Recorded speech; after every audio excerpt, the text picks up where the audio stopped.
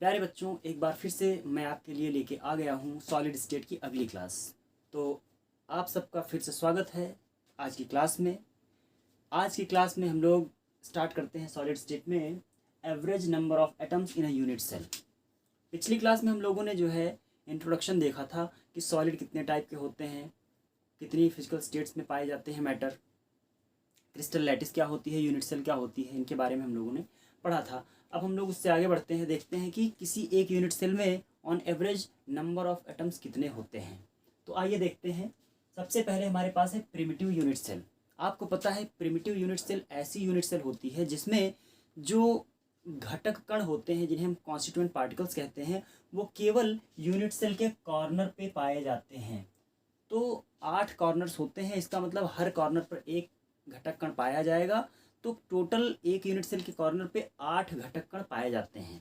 लेकिन अगर एवरेज की बात की जाए तो एवरेज जो है वो कितना होगा एक यूनिट सेल में, वो देखने वाली बात है। हम देखते हैं कि प्रिमिटिव यूनिट सेल में सामान्यतः औसतन एक यूनिट सेल में कितने घटक कण पाए जाते हैं। तो देखते हैं, atoms present in the corners of unit cell contribute only 1/8 in a unit cell. जो यूनिट सेल के कॉर्नर वाले एटम्स होते हैं वो एक यूनिट सेल में केवल 1/8 ही कंट्रीब्यूशन करते हैं। इसी यूनिट सेल का जो कॉर्नर होता है वो 8 यूनिट सेल्स शेयर करती हैं।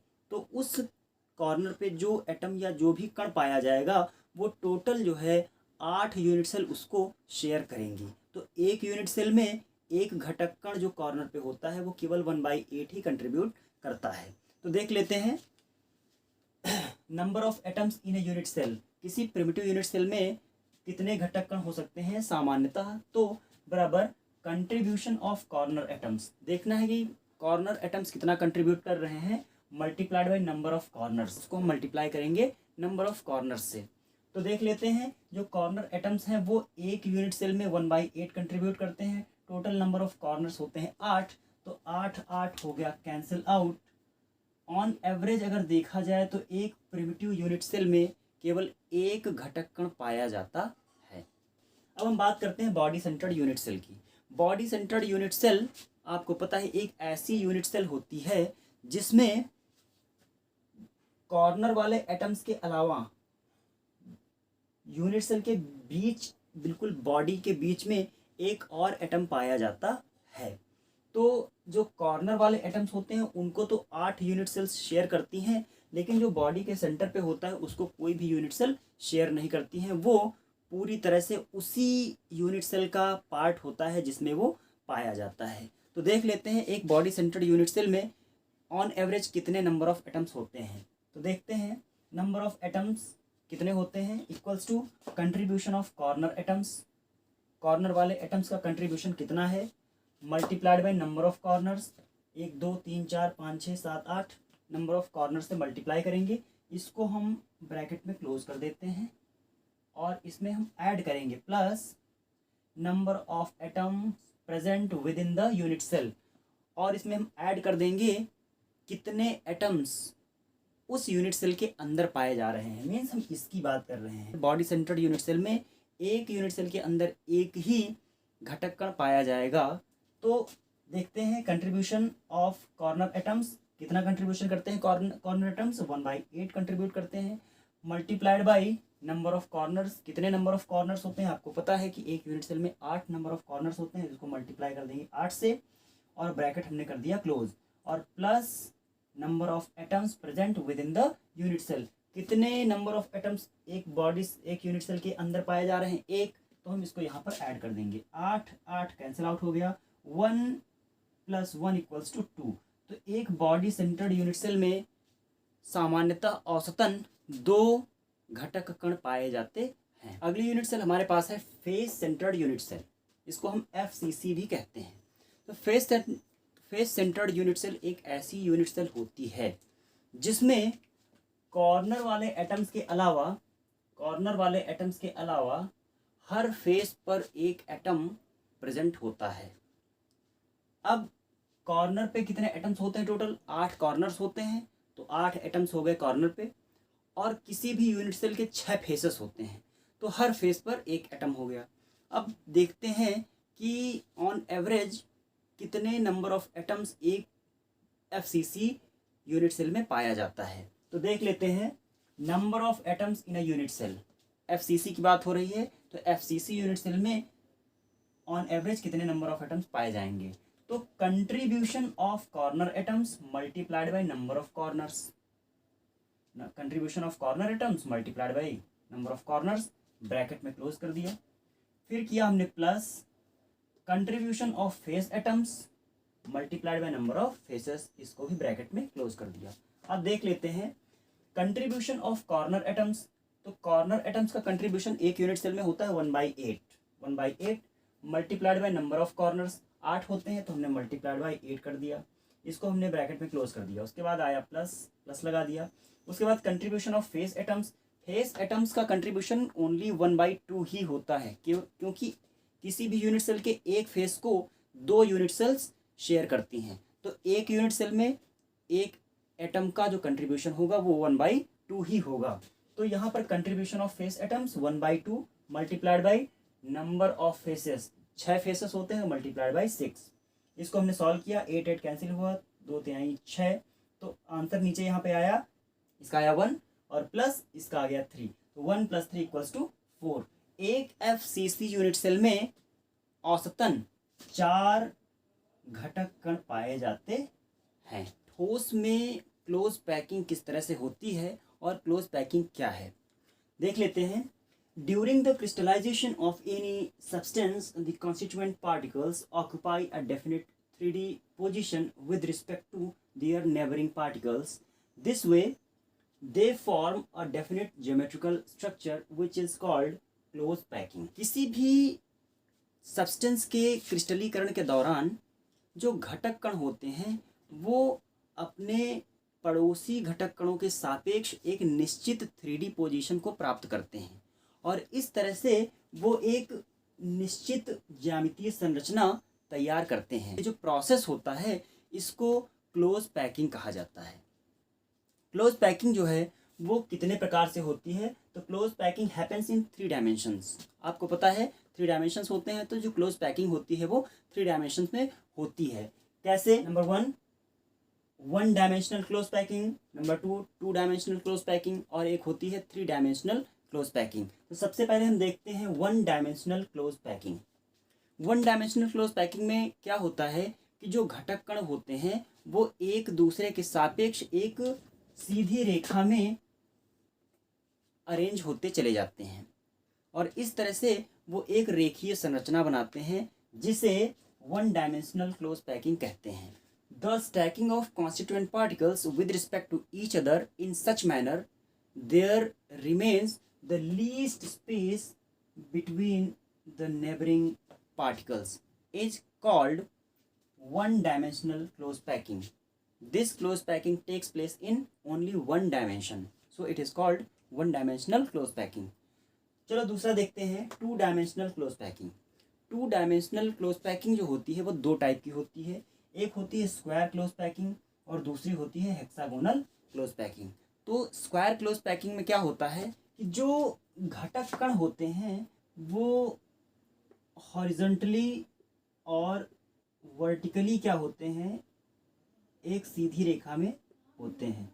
अगर हम सारे घटक कणों के जो सेंटर हैं उनको आपस में मिला दें तो जो क्षैतिज रेखा जाएगी और जो ऊर्ध्वाधर रेखा जाएगी, मीन्स वर्टिकल लाइन और ये हॉरिजॉन्टल लाइन, उसके बीच में 90 डिग्री का एंगल बनेगा। अगर इस तरह से घटक कण एक दूसरे के साथ रखे हुए हैं क्लोज प्रॉक्सिमिटी में तो इसको हम जो है बोलते हैं square close packing. Square close packing क्यों बोलते हैं? वो इसलिए बोलते हैं कि आप किसी भी एक घटक कण को ले लीजिए, मैंने इसे मेंशन किया है।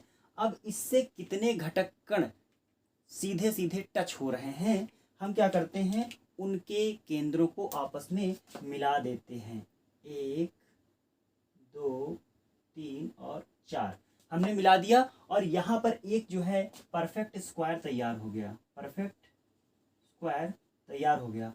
तो इसलिए इसको जो है स्क्वायर क्लोज पैकिंग कहा जाता है।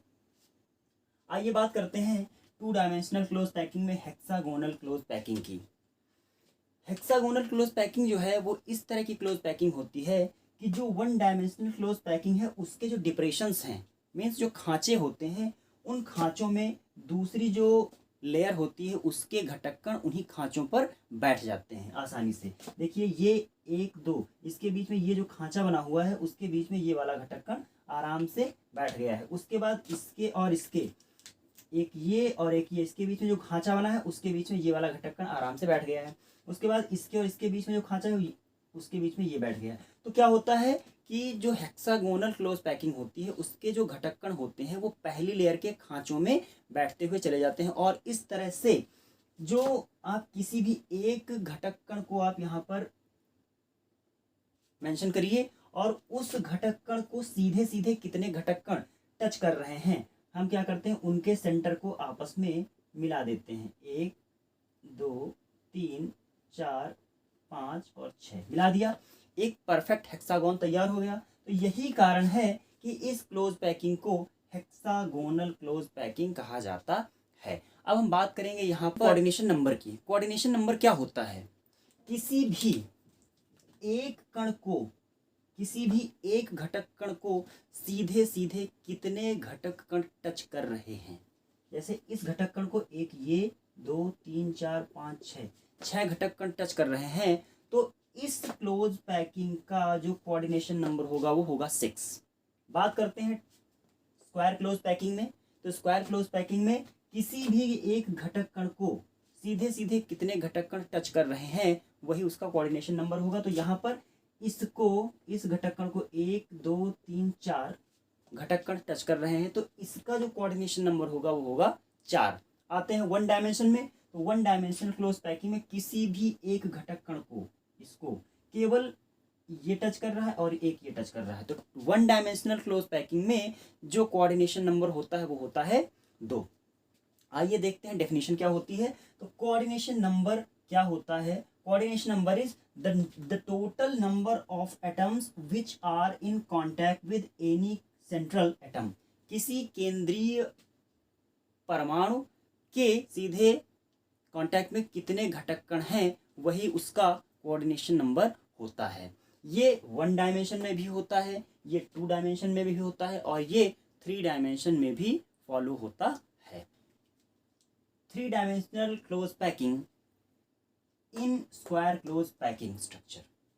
जो स्क्वायर क्लोज पैकिंग थी जिसमें जो हॉरिजॉन्टल और जो वर्टिकल वाले एटम थे वो 90 डिग्री का एंगल बना रहे थे, उसमें क्या होता है अगर हम उसकी 3 डायमेंशनल क्लोज पैकिंग करते हैं तो क्या होता है। देखो जिस तरह से यहाँ पर जो हॉरिजॉन्टल एटम और जो वर्टिकल एटम एक दूसरे के 90 डिग्री पर थे, उसी तरह से अगर हम 3 डायमेंशन में मीन्स ऊपर की तरफ अगर हम एटम्स को रखना शुरू करेंगे तो क्या होता है, इस वाले घटक कण के जस्ट ऊपर एक एटम आएगा और इसके ऊपर भी एक एटम आएगा, इसके ऊपर भी एक एटम आएगा और हर एटम के ऊपर जस्ट ऊपर दूसरा एटम आता चला जाएगा। तो इसमें कोई भी वेरिएशन नहीं क्रिएट होता है और जिस तरह से ये पहली लेयर होती है उसी सेम टाइप की एक दूसरी लेयर इसके ऊपर रख जाती है।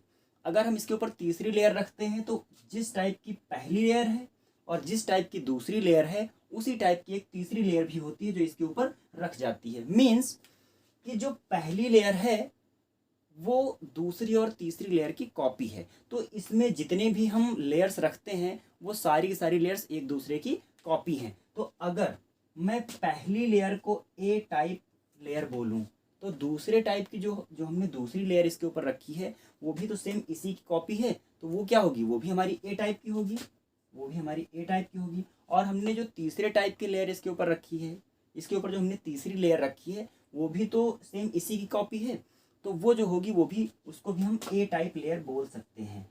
तो स्क्वायर क्लोज पैकिंग की जब हम 3 डायमेंशनल क्लोज पैकिंग करते हैं तो हमको एक ए टाइप का क्रिस्टल मिलता है, ए टाइप का क्रिस्टल मिलता है, या हम बोल सकते हैं कि ए टाइप की 3D close packing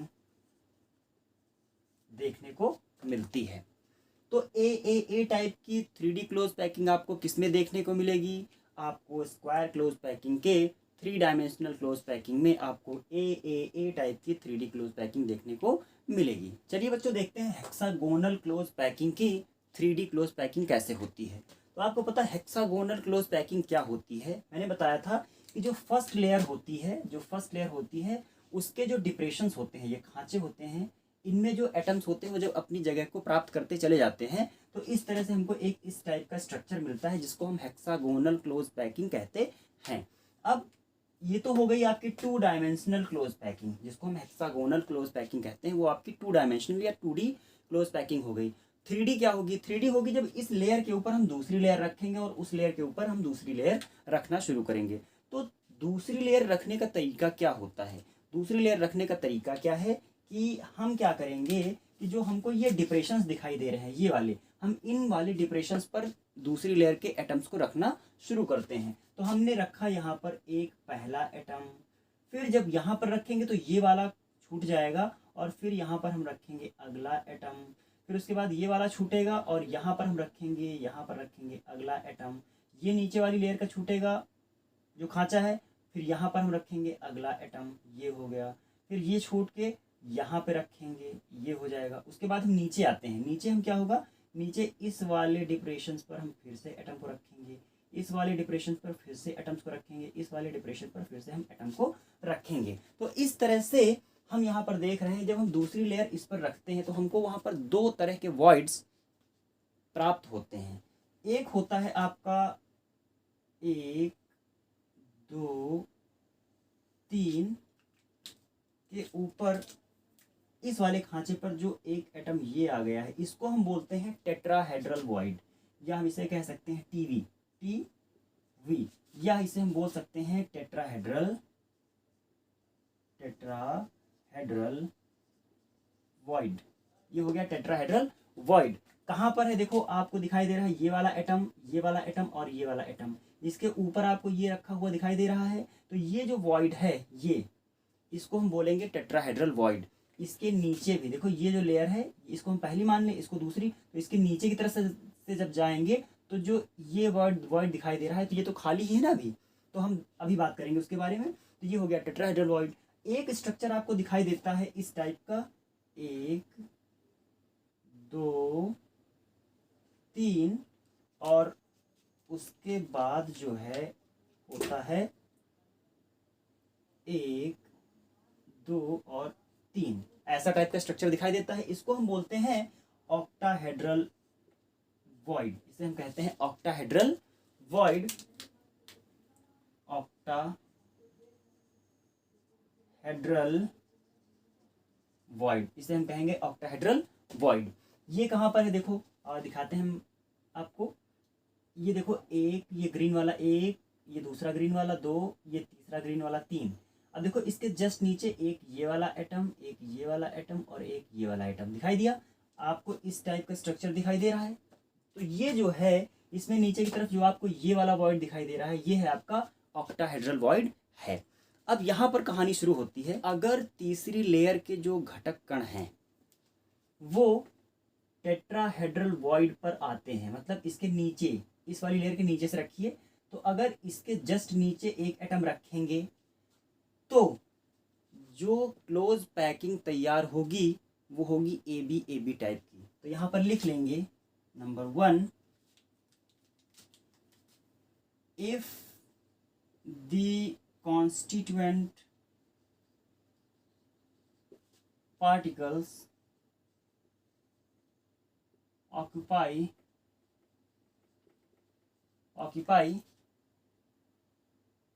the tetrahedral void in third layer, तीसरी लेयर में अगर जो घटक कण हैं वो टेट्राहेड्रल वॉइड पर आना शुरू हो जाते हैं तो तो इस टाइप की जो क्लोज पैकिंग होती है उसे हम बोलते हैं the close packing is called A B type. A B type क्यों कहेंगे? क्योंकि अगर टेट्राहेड्रल वॉइड पर आना शुरू होते हैं तो जो तीसरी लेयर होगी, तीसरी layer will be exact copy of first layer. तो ये हमारी जो एक लेयर है ये ग्रीन वाली, ये हो जाएगी ए टाइप, और ये जो ब्लैक वाली दिखाई दे रही है ये हो जाएगी बी टाइप, और जो इसके जस्ट नीचे ब्लैक वाली के नीचे जो आएगी वहां पर टेट्राहेड्रल वॉइड को ऑक्यूपाई करेंगे, तो वो जो लेयर होगी that layer will be exact copy of layer A. तो इसको हम बोलेंगे A B type close packing. अब दूसरा क्या है? दूसरी कंडीशन भी अभी यहां पर तैयार हो सकती है। If the constituent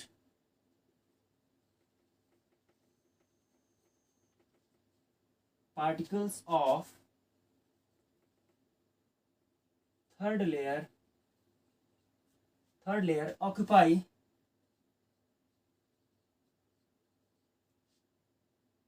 the octahedral void। अगर तीसरी लेयर के जो एटम्स हैं, घटक कण हैं, वो ऑक्टाहेड्रल वॉइड को ऑक्यूपाई करना स्टार्ट कर देते हैं। कहाँ पर है ऑक्टाहेड्रल वॉइड? देखो एक ऊपर वाली लेयर ये, तो आपको दिखाई दे रहा है एक ये वाला, एक ग्रीन वाला ये, एक ग्रीन वाला ये, और नीचे एक ब्लैक वाला ये, एक ब्लैक वाली लेयर ये, एक ब्लैक वाली लेयर ये। तो ये जो आपको यहाँ पर वॉइड दिखाई दे रहा है ये वाला, इस वॉइड के ना तो ऊपर कोई घटक कण है ना तो नीचे कोई घटक कण है, ठीक है। तो अगर जो तीसरी लेयर के घटक कण हैं वो इन ऑक्टाहेड्रल वॉइड पर आना शुरू हो जाते हैं, तो जो तीसरी लेयर होगी दैट विल बी एग्जैक्टली और इंटायरली न्यू टाइप लेयर। तो अगर उस कंडीशन में मैं पहली लेयर को ए टाइप बोलूं, दूसरी लेयर को बी टाइप बोलूं, तो आपको पता है कि जो तीसरी टाइप की जो लेयर है वो होगी सी टाइप लेयर। इसके नीचे वाली जो लेयर होगी जहां पर ऑक्टाहेड्रल वॉइड को ऑक्यूपाई कर रहे हैं तो वो हो जाएगी सी टाइप लेयर। तो इस टाइप की जो क्लोज पैकिंग होती है उसे हम बोलते हैं A B C type close packing. उसे हम बोलते हैं A B C type close packing. अब देखते हैं यहाँ पर जो हमारी हेक्सागोनल क्लोज पैकिंग है उसका कोऑर्डिनेशन नंबर कितना है। 3D में, 3 डायमेंशंस में जो हमारी हेक्सागोनल क्लोज पैकिंग है उसका कोऑर्डिनेशन नंबर कितना है? तो इसका कोऑर्डिनेशन नंबर होता है 12। याद रखिए 12 होता है। आइए बच्चों अब देखते हैं पैकिंग एफिशिएंसी या पैकिंग फ्रैक्शन। तो देख लेते हैं पैकिंग एफिशिएंसी क्या होती है। The percentage of space of unit cell occupied by the constituent particles is called packing efficiency of any unit cell. It is also called packing fraction। तो किसी यूनिट सेल का प्रतिशत में अधिकतम भाग जो घटक कण प्राप्त करते हैं उसे पैकिंग एफिशिएंसी या पैकिंग फ्रैक्शन कहा जाता है। तो देख लेते हैं हम सिंपल क्यूबिक यूनिट सेल में पैकिंग एफिशिएंसी क्या होती है। हमें पता है कि जो सिंपल क्यूबिक यूनिट सेल होती है उसमें जो घटक कण होते हैं वो केवल कॉर्नर्स पे होते हैं। तो अगर कॉर्नर्स पे होते हैं तो जो कॉर्नर्स वाले घटक कण होते हैं वो एक दूसरे की सरफेस को टच करेंगे इस तरह से। ये जो आपको यहाँ पे दिखाई दे रहा है ये किसी यूनिट सेल का एक फेस है ये, और ये जो घटक कण हैं ये उस कॉर्नर के एटम्स हैं। अब यहाँ पे आपको दिखाई दे रहा है कि 2 कॉर्नर्स हैं, दोनों कॉर्नर्स के जो घटक कण हैं वो एक दूसरे की सरफेस को टच कर रहे हैं। यहाँ पर जो यूनिट सेल की जो एक आर्म है दैट इज ए, वो आपको साफ साफ दिखाई दे रहा है। ए इज इक्वल टू 2r दिखाई दे रहा है। तो अब यहाँ पे हम देखते हैं arm of unit cell a is equal to 2 times of the radius of constituent particles r। इसको हम यहाँ पे लिखते हैं a is equal to 2r। For simple cubic unit cell atoms per unit cell is equal to 1। जो औसत घटक कणों की संख्या होती है वो 1 होती है। तो अब हम देख लेते हैं पैकिंग फ्रैक्शन या पैकिंग एफिशिएंसी। तो यहाँ पे volume of sphere that is atom, क्योंकि एटम्स इतने छोटे होते हैं कि उनको स्फेरिकल ही माना जाएगा। तो volume of sphere that is atom divided by volume of unit cell multiplied by 100। तो जो स्फेयर का वॉल्यूम होता है वो होता है 4/3 पाई आर क्यूब। तो हम यहाँ पे देखते हैं कि 4/3 मल्टीप्लाइड बाई पाई की वैल्यू हमने यहाँ पे रख ली है 22/7 multiplied by r cube divided by जो यूनिट सेल है या क्यूब, जो क्यूब होता है उसका वॉल्यूम क्या होता है, उसका वॉल्यूम होता है भुजा क्यूब। तो भुजा हमने यहाँ पे क्या मानी है, ए को कितना माना है 2r माना है। अगर इसका हम क्यूब करते हैं तो वैल्यू आती है 8r क्यूब। तो हमने क्या किया है, volume of unit cell is equal to 8r cube हमने यहाँ पे रख दिया है मल्टीप्लाइड बाई 100 हमने यहाँ पे कर दिया है। r क्यूब हमने यहाँ पे कैंसिल आउट कर दिया और जब इसको हमने टोटल सॉल्व किया तो वैल्यू आती है 52.4। इसका मतलब ये है कि जो सिंपल क्यूबिक यूनिट सेल होती है उसकी पैकिंग एफिशिएंसी 52.4% होती है। आइए बच्चों अब देखते हैं पैकिंग एफिशिएंसी इन सीसीपी और एफसीसी लैटिस। तो एफसीसी लैटिस या सीसीपी लैटिस एक ऐसी लैटिस होती है जिसमें जो एटम्स होते हैं वो कॉर्नर्स पे तो पाए ही जाते हैं लेकिन हर फेस पर भी एक एटम पाया जाता है। तो ऐसी व्यवस्था में जो कॉर्नर वाले एटम्स होते हैं वो एक दूसरे की सरफेस को नहीं टच कर पाते हैं। अब यहाँ पर हम R और A के बीच में सीधा रिलेशन नहीं निकाल सकते हैं जैसे हम लोगों ने अभी सिंपल क्यूबिक यूनिट सेल में देखा था। तो हमें क्या करना पड़ेगा, हमें R और A के बीच में रिलेशन को डिराइव करना पड़ेगा। हम कहाँ से डिराइव करेंगे, हम पाइथागोरस जो थ्योरम है वहाँ से इसको डिराइव करेंगे। तो देख लेते हैं, इन ट्राइंगल ए बी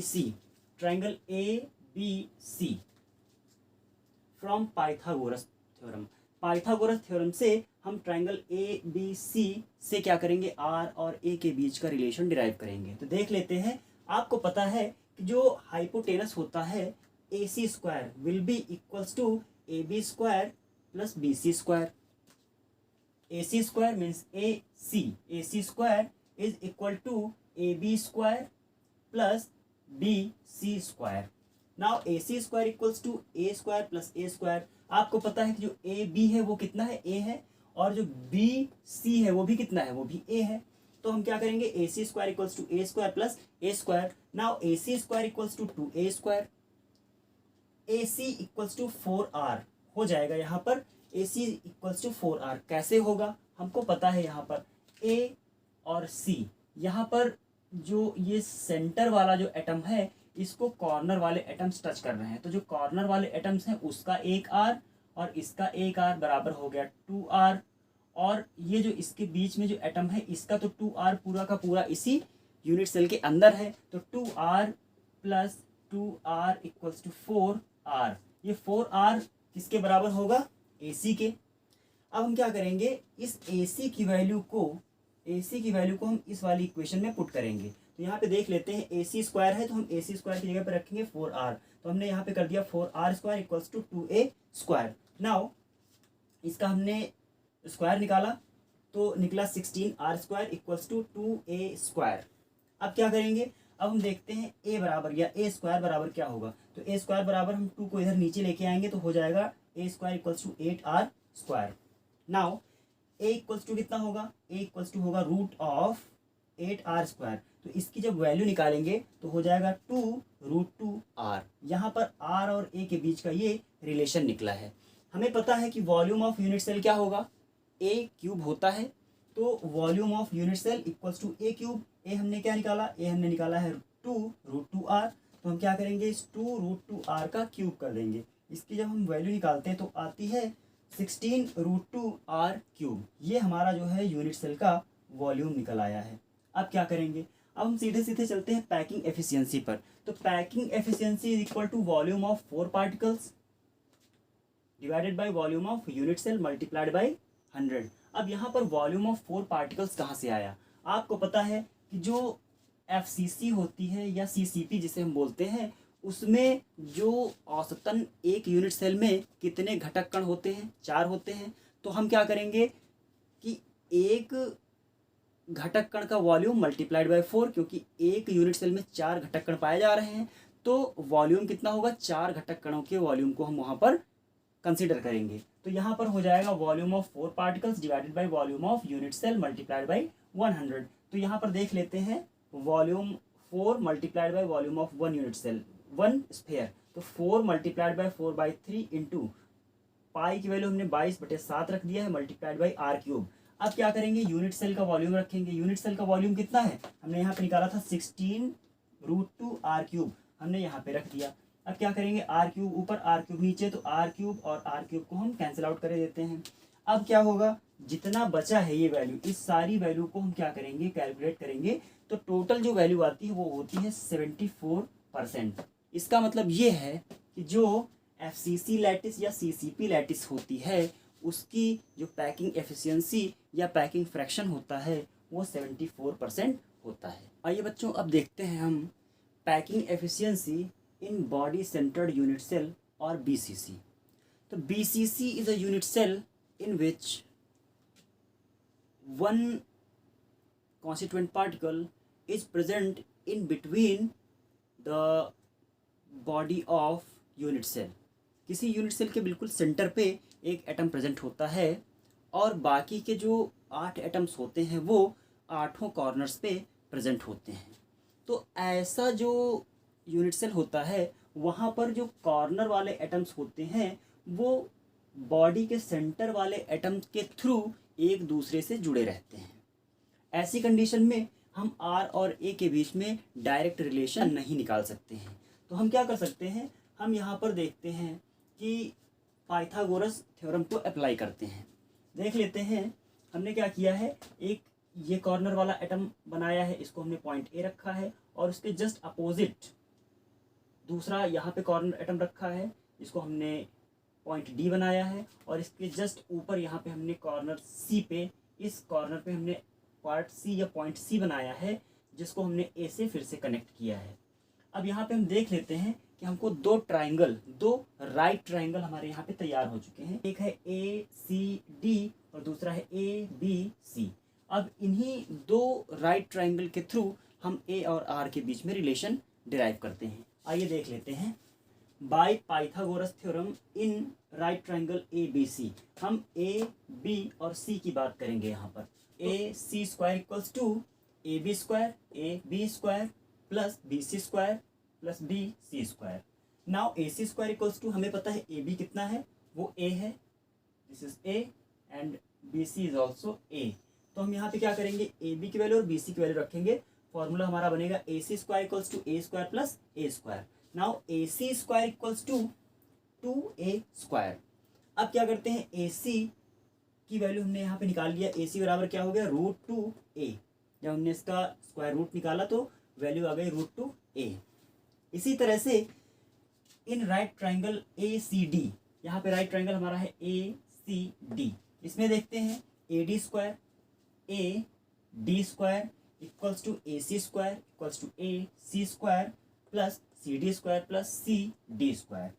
अब हमने क्या किया है, AD² = AC² हमने अभी क्या निकाला है, AC की वैल्यू निकाला हमने √2A। हम क्या करेंगे, AC की जगह पर √2A वैल्यू पुट करेंगे और इसका स्क्वायर कर देंगे, क्योंकि बाई फॉर्मूला है ये। तो यहाँ पे हो गया √2A का स्क्वायर प्लस CD कितना है, CD वो हमारा क्या है, A है, तो हम यहाँ पे रखेंगे A²। अब क्या करते हैं, AD² = इसको हम स्क्वायर करेंगे तो वैल्यू आएगी 2A², और 2A² प्लस A² हम ऐड करेंगे तो जो वैल्यू आएगी होगी 3A²। तो हमारा जो AD² आया है वो कितना आया है, 3A² आया है। अब क्या करेंगे, AD बराबर हम क्या करेंगे, इसका स्क्वायर रूट निकालेंगे। इसका स्क्वायर रूट निकालेंगे तो बन जाएगा फॉर्मूला AD = √3A, ये वैल्यू आएगी। इसको हम इक्वेशन 1 बना लेते हैं। अब क्या करते हैं, हम देखते हैं AD बराबर है किसके, AD। आपको पता है कि जो कॉर्नर वाले एटम्स हैं वो बॉडी के सेंटर वाले एटम के थ्रू एक दूसरे से जुड़े हुए हैं। तो यहाँ पर जो AD है वो = 4R है, क्योंकि ये जो आपका एटम दिखाई दे रहा है ये तो 2R कंट्रीब्यूट करेगा, और एक R आपका इस कॉर्नर वाले एटम से हो गया, एक R हमारा इस कॉर्नर वाले एटम से हो गया। तो AD = कितना हो जाएगा, AD = 4R। यहाँ पे आ गया एड इक्वल्स टू 4r। अब हम देखते हैं इसकी वैल्यू क्या करेंगे, इक्वेशन 1 में पुट करते हैं। तो इक्वेशन 1 क्या है, एडी इक्वल्स टू √3a। तो हम एडी की जगह पे क्या रखेंगे, 4r, हमने यहाँ पे रख दिया 4r इक्वल्स टू √3a। अब क्या होता है, a बराबर क्या हो जाएगा, हम √3 को इधर लेके आते हैं तो फॉर्मूला हमारा बनता है a इक्वल्स टू 4/√3r। ये हमारा फॉर्मूला बन गया। अब हमारी a की वैल्यू आ चुकी है। अगर a की वैल्यू आ चुकी है तो हम इस यूनिट सेल का वॉल्यूम तो निकाल सकते हैं, क्योंकि हमको a की वैल्यू पता चल चुकी है। अब हम क्या करेंगे, जो यूनिट सेल होती है उसका जो वॉल्यूम होगा कितना होगा, a³ होगा। a की वैल्यू हमने निकाल लिया, इसका क्यूब कर देंगे तो r के टर्म्स में इस यूनिट सेल का वॉल्यूम हमारे सामने होगा। हमने इसका क्यूब कर दिया तो फॉर्मूला जो वैल्यू आई वो आई है 64r³ डिवाइडेड बाई 3√3। ये वैल्यू हमारी यूनिट सेल के वॉल्यूम की आ गई है। अब हम क्या करते हैं, पैकिंग एफिशिएंसी देख लेते हैं। पैकिंग एफिशिएंसी इक्वल्स टू होता है वॉल्यूम ऑफ 2 एटम्स, क्योंकि हमको पता है कि जो FCC होता है उसमें औसतन एक यूनिट सेल में 2 एटम्स पाए जाते हैं। तो हम क्या करेंगे, volume of 2 atoms divided by volume of unit cell. Unit cell के वॉल्यूम से डिवाइड करेंगे, मल्टीप्लाइड बाई 100 करेंगे। अब क्या होता है, volume of 2 atoms means 2 multiplied by 4/3 multiplied by πr³। तो हमने यहाँ पे पाई की वैल्यू रख दी है 22/7 multiplied by r³ divided by volume of unit cell. Volume of unit cell कितना है, हमने यहाँ पे निकाला है 64r³ डिवाइडेड बाई 3√3, उसको हमने यहाँ पे पुट कर दिया। अब क्या होता है, इसमें देखो ऊपर भी r³ है और नीचे भी r³ है। तो हम क्या करते हैं, r³ और r³ को कैंसिल आउट कर देते हैं, मल्टीप्लाइड बाई 100। अब हम क्या करते हैं, इसको जब पूरा सॉल्व करते हैं तो जो पैकिंग एफिशिएंसी आती है वो होती है हमारी 68%। आइए बच्चों देखते हैं अब density of unit cell. Density of unit cell या डेंसिटी क्या होती है, मास बाय वॉल्यूम। तो अगर यूनिट सेल का हमको डेंसिटी निकालना है तो density of unit cell will be equals to the mass of unit cell divided by volume of unit cell.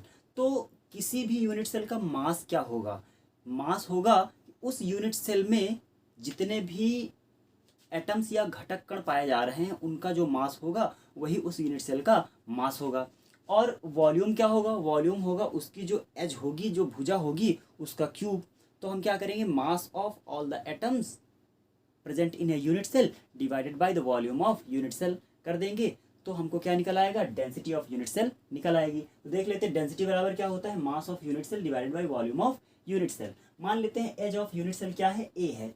जो यूनिट सेल है उसकी जो एज है वो कितनी है, ए है। अगर इस यूनिट सेल की एज जो है वो ए है तो इसका वॉल्यूम कितना होगा, वो होगा a³ होगा। तो volume of unit cell is a³। मान लेते हैं कि इस यूनिट सेल में जेड एटम्स पाए जाते हैं। जैसे आपको पता है जो BCC होती है उसमें उसके लिए जो जेड की वैल्यू होगी वो 2 होगी। जो FCC होती है उसके लिए जेड की वैल्यू क्या होगी, 4 होगी। और जो सिंपल क्यूबिक यूनिट सेल होती है उसके लिए जेड की वैल्यू होगी 1। तो किसी भी यूनिट सेल में जितने एटम्स पाए जा रहे हैं वही उस यूनिट सेल के लिए जेड की वैल्यू होगी। तो मान लेते हैं let number of atoms in unit cell is Z. मान लेते हैं किसी भी यूनिट सेल में जेड कण प्रेजेंट हैं या जेड पार्टिकल्स प्रेजेंट हैं या जेड अणु या परमाणु प्रेजेंट हैं। तो मास ऑफ ईच एटम क्या होगा, मास ऑफ ईच एटम होगा कि मोलर मास, किसी भी सब्सटेंस का मोलर मास मीन्स 1 मोल सब्सटेंस का mass divided by Avogadro number means Na। तो अगर हम molar mass divided by Avogadro number करेंगे तो हमारा क्या आएगा, मास ऑफ 1 एटम आ जाएगा। तो ये आ जाएगा मास ऑफ 1 एटम। अब क्या करेंगे, डेंसिटी ऑफ यूनिट सेल, एक एटम का मास आ गया। अब क्या करेंगे, उस एक एटम के मास में हम क्या करेंगे, मल्टीप्लाई कर देंगे number of atom in a unit cell. Multiply कर देंगे तो जितने एटम्स होंगे उनका मास निकल आएगा। अब हम क्या करेंगे, इस टोटल वैल्यू को जो वॉल्यूम ऑफ यूनिट सेल है मीन्स a³ उससे डिवाइड कर देंगे तो हमारा जो डेंसिटी होगी यूनिट सेल की वो आ जाएगी। देख लेते हैं कैसे। मान लेते हैं किसी भी यूनिट सेल में जेड एटम्स हैं, तो जेड एटम्स हैं multiplied by mass of 1 atom कितना निकाला था हमने, molar mass divided by Avogadro number. तो molar mass divided by Avogadro number divided by क्या होगा, इस टोटल के डिवाइडेड बाई हो जाएगा वॉल्यूम ऑफ यूनिट सेल। तो a³ हो गया, ये बटे के नीचे है, ये क्या हो जाएगा, ये टोटल जो आपका डिनोमिनेटर है उसके साथ में आ जाएगा। तो ये हो जाएगी वैल्यू आपकी Z multiplied by M A cube आ गया ये डिवाइडेड बाई एवोगैड्रो नंबर। तो ये जो आपकी वैल्यू आई है ये होती है density of unit cell. Density of unit cell rho से डिनोट करते हैं is equal to Z multiplied by molar mass of any substance divided by volume of unit cell multiplied by Avogadro number, और इसकी जो unit होती है वो होती है ग्राम पर सेंटीमीटर क्यूब। तो बच्चों आज का जो टॉपिक था, आज के जो टॉपिक्स थे वो यहीं पर समाप्त होते हैं। हम अगली क्लास में फिर से मिलेंगे नए टॉपिक्स के साथ, नए सॉल्यूशंस के साथ। तब तक स्वस्थ रहिए, सुरक्षित रहिए, मस्त रहिए।